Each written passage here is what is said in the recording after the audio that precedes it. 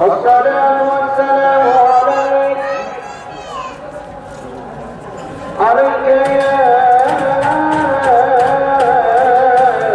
سيدنا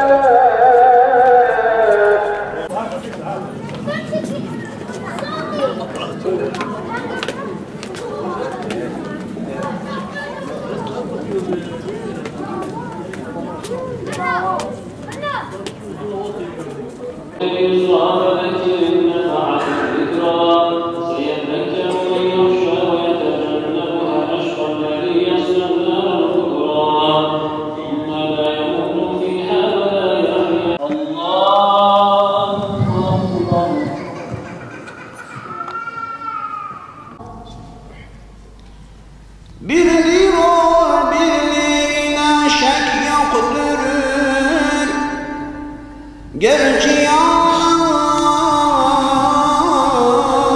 söyleyenler çoktur. Cümle alem yok iken var idi. Yaratılmıştan vahiy cebbar idi. Var iken ol yok idi insu melek.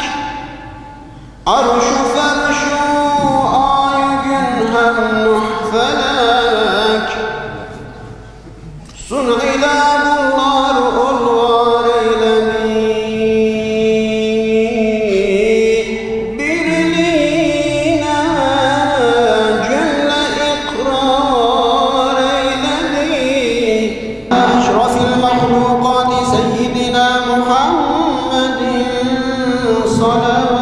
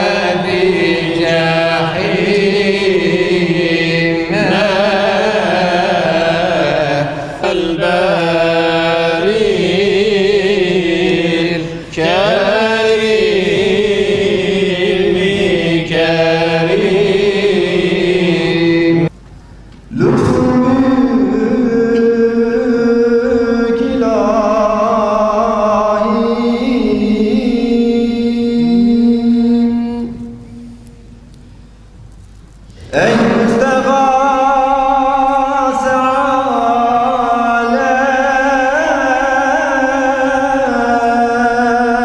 alem,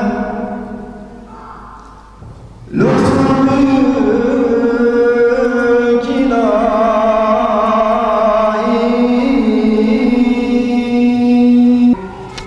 Halim sana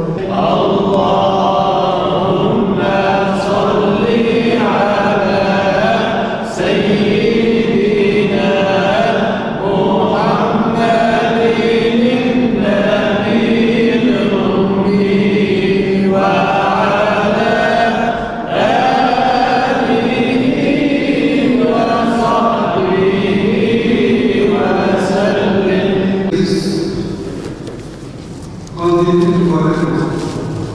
Rabbim bizi, ülkemizi, İslam aleminin kurtuluşuna vesile kılsın inşallah. Rabbim hepimize Peygamber sallallahu aleyhi ve sellem'in yapmış olduğu duada olduğu gibi bizlere de Recep ve Şaban'ın mübarek olmasını ve hepimize de sağlık, sıhhat ve afiyet içerisinde Ramazan'a ulaşmayı nasip etsin. Namlarımızı Ramazan'ın bölgesi üzerinde düşün. Bu gecede ve bundan sonraki okuyacağımız kandillerin bu kadar mübarek, bu kadar mutlu olmalarının nedeni hiç şüphesiz bizlere Ramazan'ın müjdelerinden dolayıdır. Çünkü 11 ayın sultanı Ramazan'dır. Peygamber sallallahu aleyhi ve sellem'in ifadesine göre şöyle buyurdu ki, eğer ümmetim Ramazan'ın kıymetini, değerini ifade etmenize değil, bütün senenin Ramazan olmasını isterlerdi. Zira 11 ayın sultanı Ramazan'dır ve ona o kutsiyeti yücelik zamanla şüphesiz Kur'an yazılmışlardır. İşte bize Recep'i başladık. Recep'in ilk gece ve gecesi olan Ramazan'ı karşımızda tutuyoruz. Bu gece Allah'ın rahmetini, mağfiretini bol yaptığı gecenin bir tanesidir. Onun için inşallah biz bu gece bunu idrak edeceğiz. Bunun gerektiğini getirmeye çalışacağız. Ne yapacağız? Bol görmeyi istihdam edeceğiz. Kur'an-ı Kerim'i okuyacağız. Kazansı olanlar kazanmaması kalacaklar. İmkanı olanlar Rabbinin ihtiyaclarını giderecekler. Hastaları serbilecek inşallah ki Allah'ın rahmetine Ya Rabbi, kusurlarımızı affet, günahlarımızı mağfiret et, bizi kendinden bul, Habibine ümmet et.